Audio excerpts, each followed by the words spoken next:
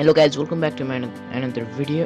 र म यो भिडियोमा तपाईहरुलाई कम्प्युटरका 3 एकदमै मजेदार ट्रिक्सहरु भन्ने छु। सो भिडियोलाई लास्टसम्म हेर्दिनु होला र यो भिडियोले तपाईहरुले केही नयाँ सिक्नु भयो भने चाहिँ मेरो च्यानललाई सब्स्क्राइब र लाइक पनि गरिदिनु होला।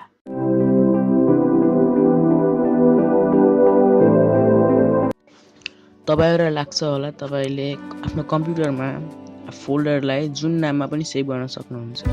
जस्तै मैले यहाँ यो फोल्डरलाई अमेजिङ भनेर सेभ गरिरहेको छु। तर तपाईले कुनै फोल्डरहरुलाई मैले यहाँ देखाएको नाममा कहिले सेभ गर्न सक्नुहुन्न। म तपाईलाई 100% ग्यारेन्टी दिन्छु तपाईले यिनी नाममा कहिले पनि फोल्डरलाई सेभ गर्न सक्नुहुन्न। जस्तै .null com2 com3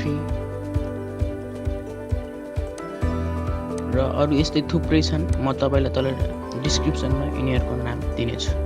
trick number 2, तपाईले आफ्नो कम्प्युटरको जेन्डर थाहा पाउन मन छ भने भन्नाले त्यो केटा हो या केटी थाहा पाउन मन छ भनेपछि तपाईले आफ्नो नोटप्याड खोल्नुहोस् र त्यसमा मैले डिस्क्रिप्सनमा दिएको कोड छ त्यसलाई कपी गरेर नोटप्याडमा पेस्ट गर्नुहोस् र त्यसलाई फाइलमा गएर त्यसलाई स्पीकिङ software.vbs एक्सटेन्सनमा सेभ गर्नुहोस्।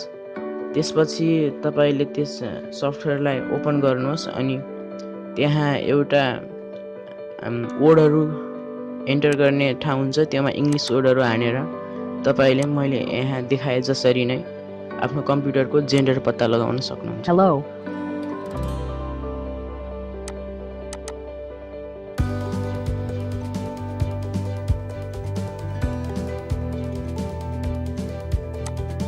And watch till end. Trick number 3, हामीहरुले कहिलेकाहीँ ब्राउजरमा कम्प्युटरको ब्राउजरमा हामीहरुले मल्टी ट्याब खोलेको बेला हामीहरुले कहिलेकाहीँ एक्सिडेन्टली एउटा ट्याब चाहिएको ट्याब बन्द गरिदिन्छौँ र हामी हिस्ट्रीमा गएर त्यसलाई फेरि खोजेर रिलोड गर्छौँ। त्यो गर्दा हामीलाई एकदमै अप्ठ्यारो हुन्छ। त्यो भन्दा बरु तपाईले कन्ट्रोल र शिफ्ट कीलाई होल्ड गरेर टी दाब्नु भयो भनेपछि त्यो ट्याब आफै आउनेछ। जस्तै मैले यहाँ भिडियोमा देखाएको छु। So that's it for the video guys. तपाईलाई मेरो भिडियो मन पर्यो भनेपछि लाइक गरिदिनु होला। तपाईलाई यस्तै भिडियो अरु हेर्न मन छ भने सब्स्क्राइब गर्नु होला र त्यस छेउको बेल आइकन पनि दबाउनु होला किनभने म यस्ता भिडियोहरु शनिबार र कहिलेकाहीँ मंगलबार बिहान पोस्ट गरिरहन्छु।